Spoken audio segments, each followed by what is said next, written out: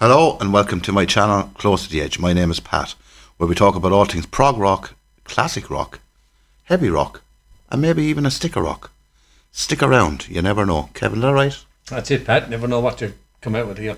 I picked a difficult one for us today, Kevin. You did actually, because trying to pick deep cuts off albums, from the 70s, there's so many. Yeah. It's probably the one era that I guess most of our collections are. You know, our deep cuts from the 70s. Consist of 70s stuff, wouldn't it? Yeah, it's going to be tough. This is tough. It's tough, yeah. So I just went at it randomly and thought, right, put out a few albums I haven't played in a while, and what I considered deep cuts off them anyway. And Yeah. same with yourself. Same with myself. And Just see how we go. See how we go. I'll be interested to read in the comments what your deep cuts will be.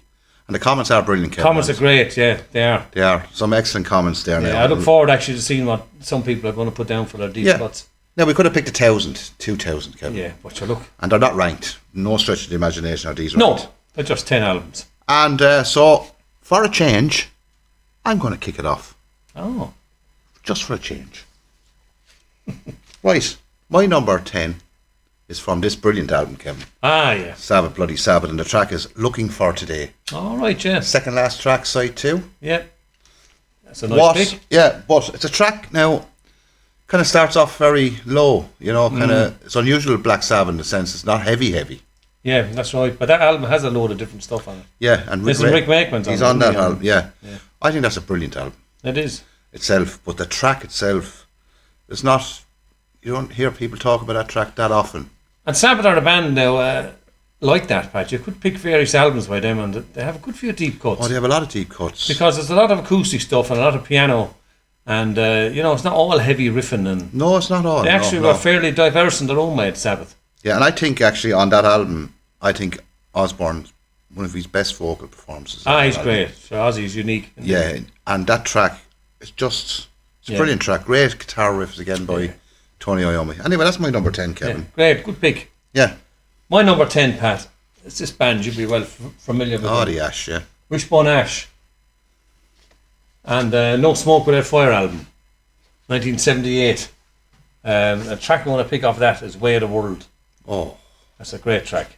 It's kind of on the CD, just talking about that track, on the CD, there's a kind of a break in it actually. Have you ever listened to it on CD? Oh, is there? Yeah, it's like as if there's two parts to it. Well, if you look on the album, it does say part one and one, but on the album it goes right into it. It does. It continues through. Yeah. But the guitar solo on that, in the end, I think it's Andy Powell actually, his guitar solo. Yeah. On the end of that is absolutely superb. Yeah, it's brilliant. It's great. Yeah. The track is written by Laurie Weisfield. That's right, yeah.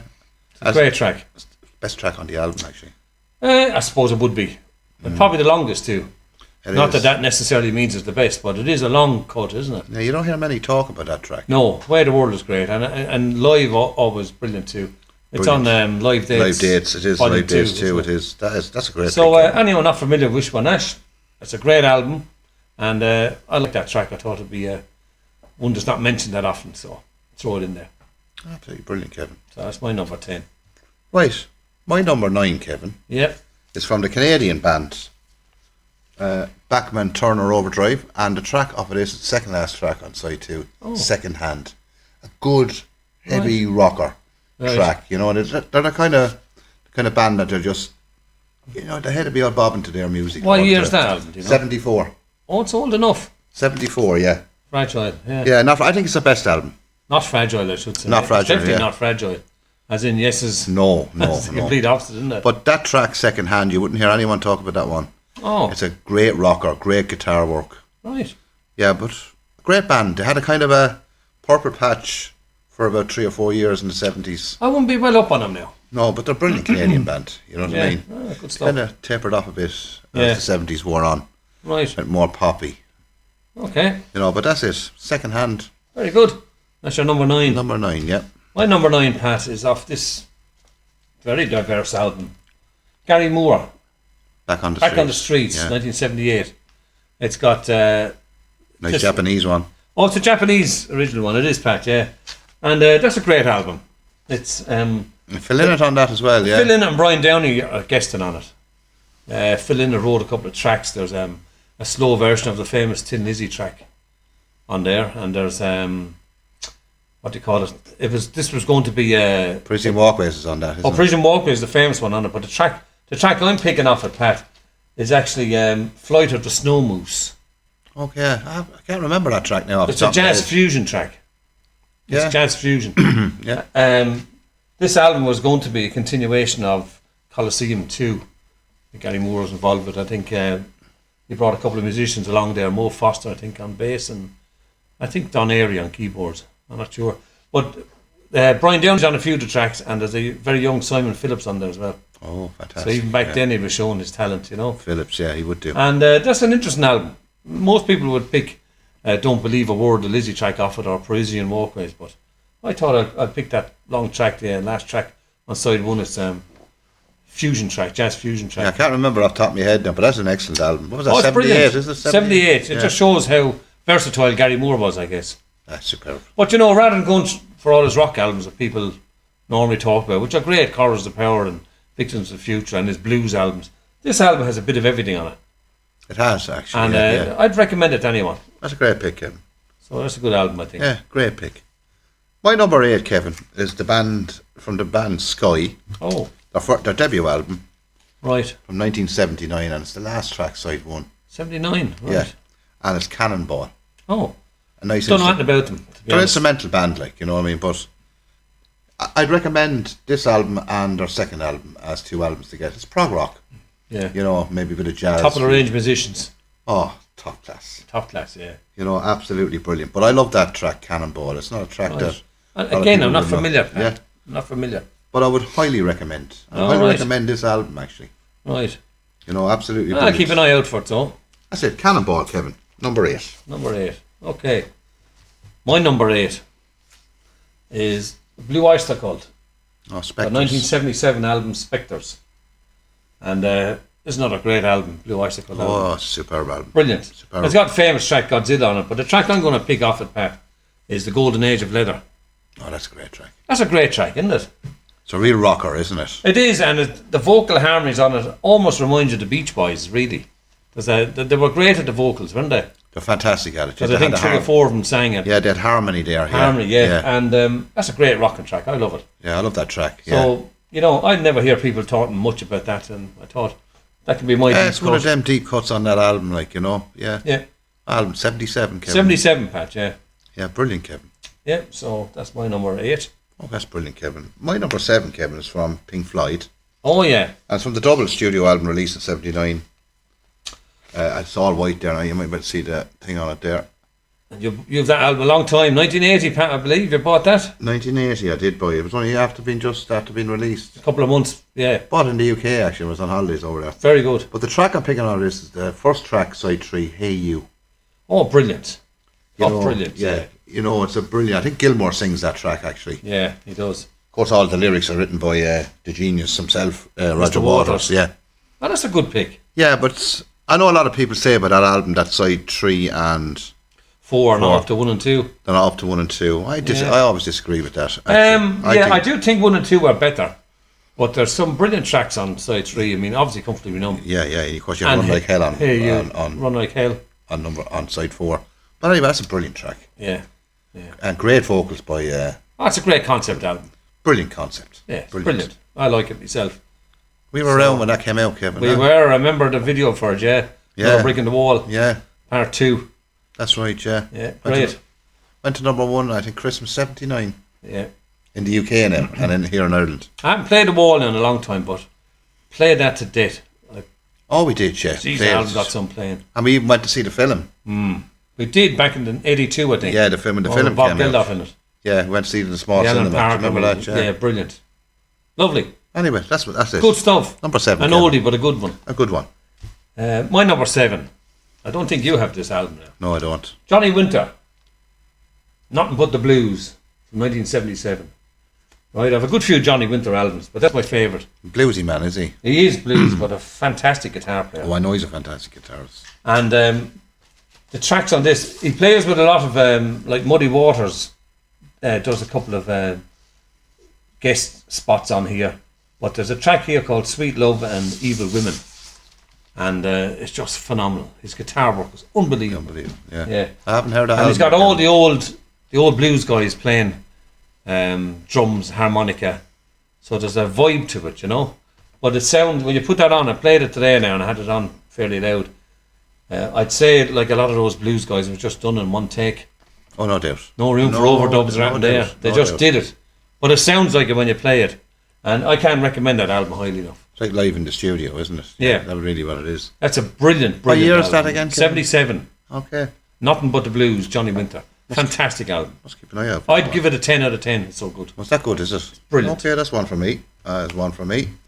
Right, my number 6, Kevin, is from the band, Dutch band, Ah, yes, I have that album, yeah. Focus. Good The stuff. album Moving Waves. But the track actually is the last track, side 1, Focus 2 it's called. Oh, yeah, the instrumental. Instrumental. About, well, the majority of their stuff is instrumental anyway. It's about 4 or 5 minutes long. It's brilliant. Right. Absolutely brilliant track, you know, and proggy. Yeah, of course. What year, Pat? 73? Year, I think it's 72, I think. Is it that old, yeah? 71, sorry, 71. Oh, right. 71, Kevin. So Yeah. that's it. You have this album. You're I have familiar a with couple this. of their albums. Very underrated band, Kevin. Yeah, great. Good Very stuff. underrated band, the old Dutch band. Good stuff. Oh, Kevin, that was my number 6. What's your number 6? My number 6, Pat, is an album you're very familiar with. Oh, absolutely. Given that Blackmore is one of your favourite guitarists, if not your favourite. He's my favourite guitarist. Yeah. Yeah, Blackmore's Rainbow. Richie Blackmore's Rainbow. 1975. And this album is often overshadowed by Rainbow Rising, which is understandable. Rainbow Rising is a fantastic album. I know that. But this album has very, very strong songwriting on it. Yeah, 16th Century Greensleeves is on that, isn't it? It is, Pat, yeah. Still, I've said, there's loads of stuff on it. But the track I'm going to pick off it is The Temple of the King, Oh, that's a great track. which is brilliant. The wonderful Ronnie James Dio. Yeah. What a brilliant. singer. But as I said, I think that record, there's not a dud track on there. No, it's a great debut album, actually. Oh, it's a brilliant album. Obviously, Richie must have been keeping a few riffs I'd say kept a lot of the riffs withheld from the Stormbringer. latter part of Purple. Yeah, Stormbringer would. He said Yeah. he did keep back stuff, like, you know. Yeah. Because I was reading, John Lord was saying that he'd be playing along and they'd say, "You're going to use that?" No, that's mine. He's keeping Oh, so that. he was keeping. He knew what he knew he was leaving Deep Purple. Yeah, and there's a lot of rock and rollish sort of numbers on here. They're light enough, some of them, but it's a fantastic album. And a lot of those tracks really did shine live. Oh, they did shine live. Yeah, they did. But Especially on that, what's the name of the live album? On Stage, is it? on stage. Yeah, and the other one in Germany. Yes, that's right. So a brilliant album. I love that album. But like I said, as good as Rainbow Rising is the year after, and of course he changed personnel. Then Cozy Powell came in and Jimmy Bain. Yeah. Tony Because he Carey. had kind of the Elf members there, had he? Correct, he did. But that is still a brilliant album. I'd recommend that to anyone likes Deep Purple or likes Richie Blackmore. And that kind of rock music, you know. Yeah, it's brilliant. It's a great album. I always call it kind of symphonic rock in many places. Yeah, they got someone on the next album, but on Yeah. that it's basic enough, but it's just But that's where really he well written. That's where he wanted to go with it. Yeah, but it's just really well written songs, Yeah. well crafted. Well crafted album. So Good one, Kevin. I love that album. Good one. Now, before we get into our 5, I just want to say thank you very much to all my subscribers, new and returning. And we're getting great comments, Kevin, as we said Comments earlier. are excellent, I have to say. And the subscription rate is going up. Good for you. And thanks very much. Evan, No worries. I'm going to go on number 5. 5, Pat. Irish band. Had to go with the Irish band. Had to go. Horselips. And Their masterpiece. Their masterpiece. their masterpiece. A masterpiece in prog. Yeah. Irish prog. I know people disagree with me. They say, "Oh, that's not prog." See, a lot of people like this album and they can't give in to the fact that it is prog. Oh, definitely proggy elements about Very that album. proggy. Very Jethro Tull in places, isn't it? But yet still has that Celtic Exactly. The Power and the feel Glory, to it. Kevin. Oh, great track. The Power and the Glory. What a track. You know, it kicks off with this kind of keyboard, like a Yeah. church organ. That's right, yeah. Absolutely Brilliant. superb. And like, it wouldn't be one of the tracks that people would know, because Trouble with a Capital T, Sword of Light, are the main ones in that. Yeah. But that's been the track for me, Kevin. Great. Good Brilliant. pick. And you know that album so well. Yeah, brilliant album. So well. Brilliant. Good stuff. No, you're number 5, Kevin. My number 5, Pat. I don't know if you have this album. No, I don't, The Kevin. James Gang. The Rides Again. The Tommy Bolin played with. Oh, he did after, Joe Welch is on the first 3 albums. This is the second album. First album was 69. This is 70. I'm not familiar with them at all, Kevin.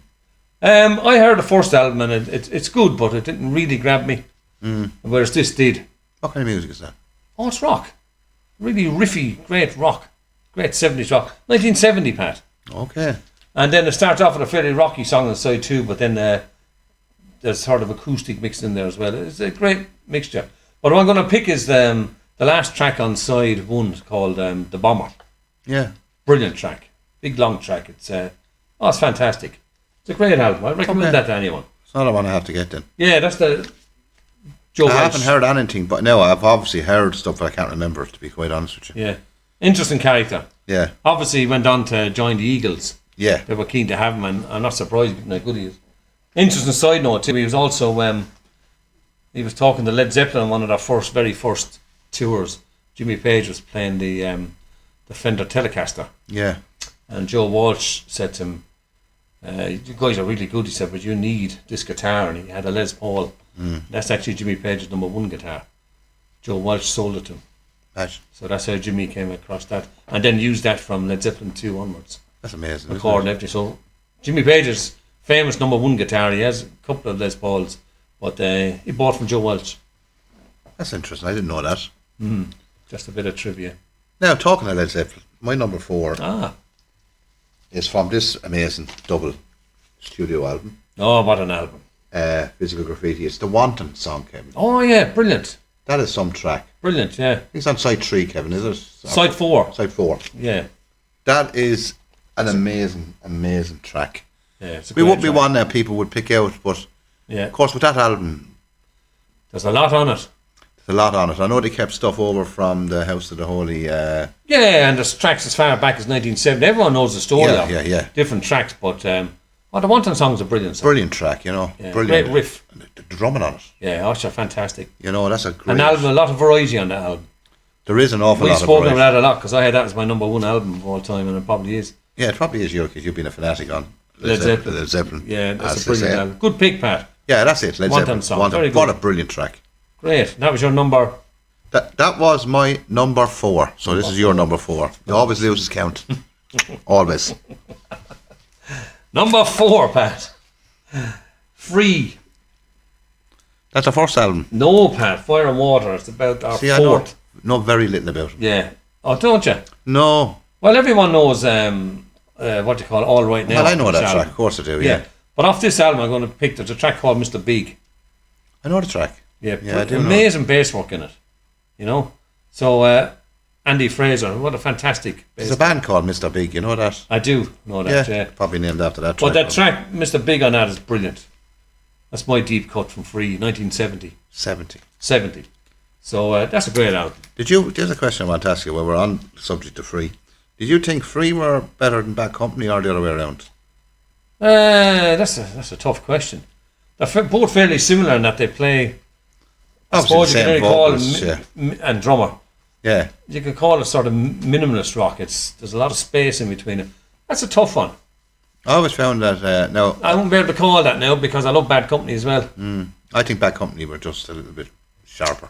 I don't know, know. but They're I've- more blues based. They're early first blues albums based, that are great. Yeah, That's an that's a interesting tough one. I one. don't have that album now. I don't have that album. So I didn't answer your question because I don't know. You don't know. Okay. I had to ask, didn't I? Had to ask. Anyway, my number 3, and we have to go Prague, Kevin. I'm surprised, Pat. Yeah, we have to go Prague to one of the greatest in the genre. And well, they are. It's from this album, Real Air by Yes. Oh, what a mighty album that is. And the track, Kevin, you adore it. Sound Chaser. Oh, yeah. That's Fantastic. nearly like jazz fusion, isn't Yes, it is. Yeah, very jazz. it? You know what I mean? That jazz is fusion. just, you can It Patrick is. Moraz on the keyboard. They were going for a different sound there, weren't they, on that album? There was. That track, I know that Gates of Delirium is on that as well, but this track is just... Yeah, it's the way it's brilliant. set up, boom, boom, boom, boom, boom, boom. It's fantastic. Yeah, It good is jazz pick. fusion. Yeah. It's brilliant. I can never understand though, Kevin, with that album. Now, obviously, 74, we were only 10. But if you're around, they brought out this amazing album in 74 with a new keyboard player. Yes. And they didn't have an album for another 3 years, but Ray Wakeman coming back. Yeah, they sort of went off and did all the solo stuff, didn't they? I think they missed a trick there. Yeah, I think so. Like, they could have done the solo albums and, Had an album the year after, maybe. yeah, maybe 70. Imagine what they would have brought out with Patrick Moraz. Yeah, exactly. Because he's You an know, amazing oh. player. Absolutely incredible, Kevin. Yeah, Incredible. brilliant. You hear him Anyway. live, he's fantastic. Oh, brilliant. Anyway, that's my number 3, Right. Sound Chaser. Number 3 for me, Pat. You know I had to have this man in somewhere. This is without a doubt. Rory Gallagher. The first album I ever heard by him from 1978. Photo finish, Kevin. Photo is it? finish. And the track you want to pick off that, Pat, is Fuel to the Fire. I'm not familiar with that track. Oh, I'll my be God. absolutely honest with you now. Really? All right. Well, the solo on that is one of his most heartfelt solos he's done in his whole catalogue. It's absolutely fantastic. Guitar solo on it is brilliant. Oh, it's a brilliant track. Every track on this album is brilliant. This is really high class Rory Gallagher album. And Do you think he was at his peak then? probably, yeah. And he'd gone back to a 3-piece. He was going to bring out an album with the keyboard player, the 4 of them. And he got a producer in, I can't think of it, I think it was Elliot Mesa. He got someone in anyway. And they were going through a bad personal stuff. Their mind wasn't on the job really, and it's sort of, the production wasn't to Rory's liking. It was a bit too slick. So by coincidence, he was in, I think, the west coast of America. He went to see one of the punk bands. It might have been even the Pistols. Yeah. And he thought to himself, I need to get back to that raw sound, drop the keyboard player, I'll go back to a 3-piece. So he did. So he scrapped the album at the last minute. Just ready to be delivered to all the And scrapped it. record company That's amazing. execs. And Rory threw it in the bin. And he started again. And he got rid of the drummer and the keyboard player, kept the bass player, and got in Ted McKenna, the Scottish drummer, used to play with the sensational Alex Harvey band. Yes, I know. They had Yeah, Rory, great and then he drummer. went on to Michael Schenker after Rory Gallagher, a couple of albums with him. So he came in, so it's a hard-hitting album. It's absolutely brilliant. Every single track. That track that you're talking about is brilliant, is it? Oh, Fuel to the Fire is fabulous. Last track on the album. Last track, side 2. So did that album that he got rid of, did it ever resurface again? It did, Pat. It came out in 2011 called Notes from San Francisco. And a couple of the tracks are reworked to this album. And it's a half-decent album by itself. Is it? Oh, it is. It's a very good album. Keyboards on that then, are they? Yes, there is, and different production. Different production. Okay. So Okay. very interesting. So And no doubt you have that. of course I do. So that'd be my pick. And people don't need to go off chasing. I mean, that's in a Japanese Yeah. album I have. But I said this to you many times. The CDs are brilliant, Pat, because they're remastered and there's an extra couple of tracks on it. Yeah. So Well, if you know, they can't put them on the LP. 10, Make it a 12 double. euro, whatever. Yeah. That's all you need, really, to get into Rory Gallagher. Probably 8 or 10 bucks in the States. That's right. Yeah. Yeah, so there you go. That's my Brilliant, number Kevin. 3. And my number 2, Kevin, is from brilliant American band. Oh, what a debut album that is. Van Halen's first album. And Oh, it's brilliant. it's a Japanese one, Kevin. Nice Japanese one, Yeah, yeah? beautiful. I love the Japanese. I think they're the ultimate. Yeah. I think they're the best. But the track is On Fire. Oh, The brilliant, last yeah. track I'm on. Yeah, I know the one, yeah. on side 2. And Yeah. it is just the Yeah. guitar work and the riff on it. Yeah, and the musicians, they go nuts, don't they? They go nuts on that. And Yeah, it's even Lee great. Roth's vocals, he goes nuts Yeah. on it as well. It's brilliant. It's just what a way to close an album. And what Brilliant. one of the greatest debut albums of all time. I in think we rock had it music. in our... We did. Didn't we? We It certainly is. did. It's a fantastic album. Oh, that's And a groundbreaking album in terms of Eddie Van Halen being as important as Hendrix or Page or anyone. yeah, especially with that Eruption track in it as Yeah, well. Like, you know, and everyone knows all about those tracks. And Yeah, unbelievable. you know, but that one. But that's a good one. That's a deep cut now. Oh, it's a deep cut. Excellent. Superb though. Really heavy though. Yeah, but it's a brilliant album. Brilliant. Good pick, Pat. That's a good Right. pick. My number 2 is off a big band that you love. My favourite band. Your favourite, Deep Purple. Fireball album.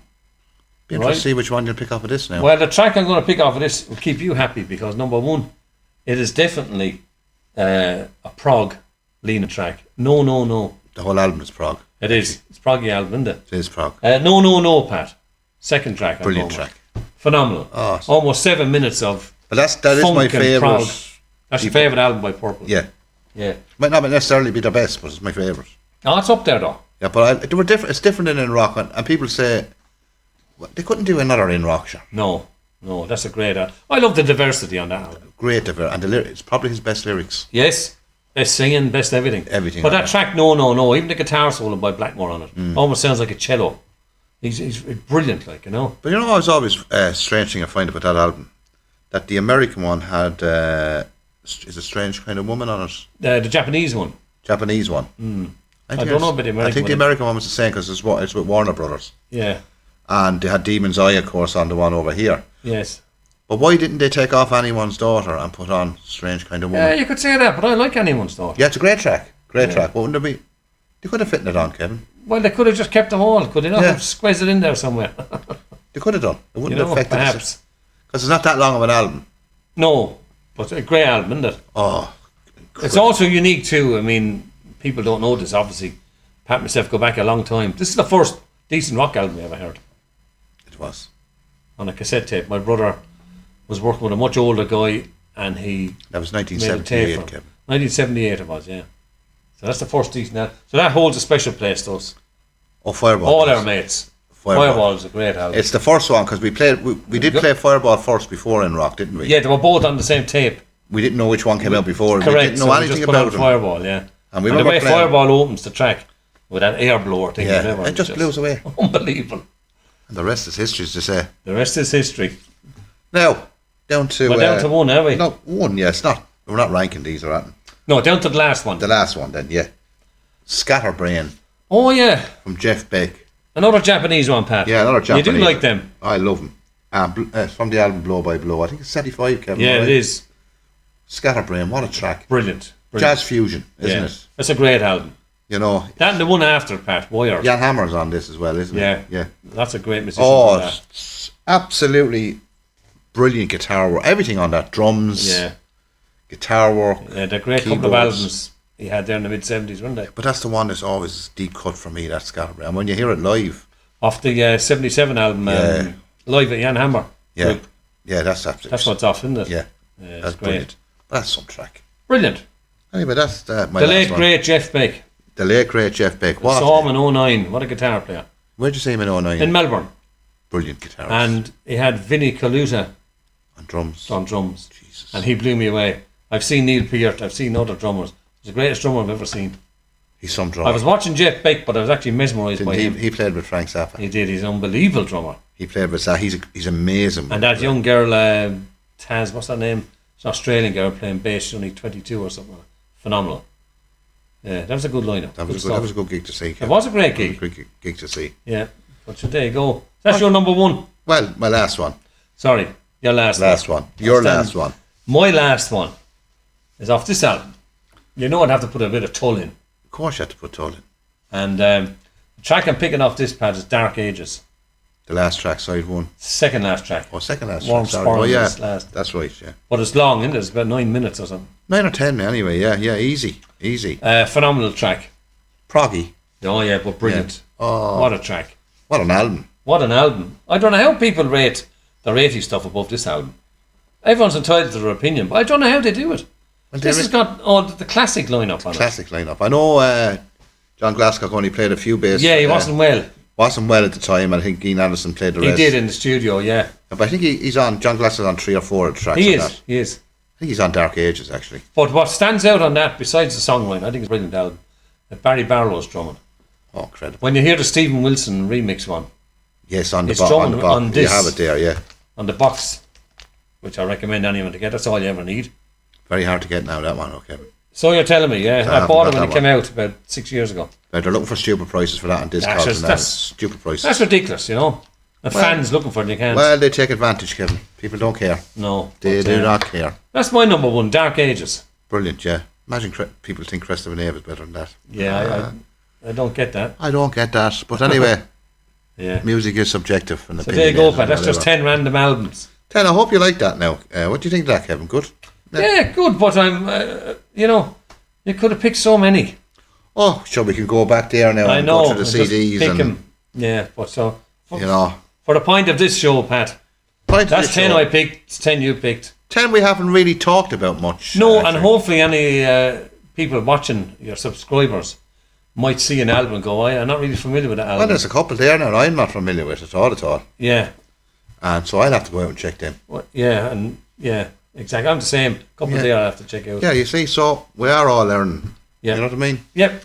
Anyway, Kevin, I think we'll leave it there. Right, Pat, no bother. And thanks again, Kevin, for coming over. Thanks for having me on.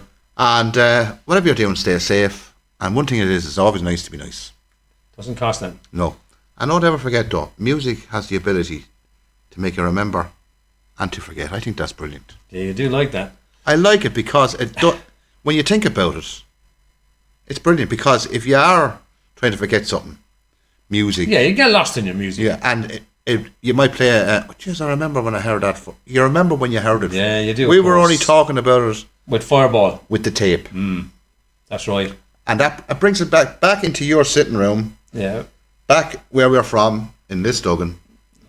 In there, back 1978. in 1978, you had a Halotone. Yeah, little tree. So I remember, I can see it. Yeah. And we all listened to this, and we were all gobsmacked. Gobsmacked. Literally gobsmacked. Like, what is Because this? up to that point, I'd only heard the Boomtown Rats and a few punky things. A few punky bands, a bit of Sex Pistols around at the moment. Yeah. My father used to be always playing the bloody Carpenters. Yeah. And what's that other fella? Tom Jones. You know, you had all this stuff in your head and all this. Yeah, I know. And then we heard this. And as I said, then we heard real music. Yeah.